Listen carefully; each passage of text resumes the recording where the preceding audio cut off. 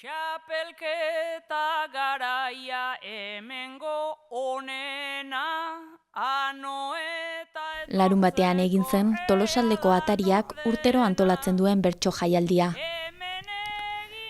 Amaia Agirrek egin zituen gai jartzaile lanak. Bertxotan berriz, Aitor Mendiluzte, Beñat Iguaran, Maialen Lujanbio, Andoni Egaña, Ame Txarzaius eta Agin Laburu aritu ziren.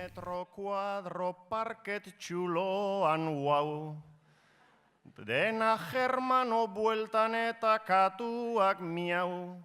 Igual aspiradorak reskatatuko nau, reskatatuko nau. Aurten ere bertsozaleek Leidor aretoa bete zuten.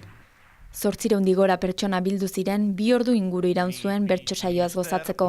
Ai Ataria segi aurrera, sare paper naiz irrati.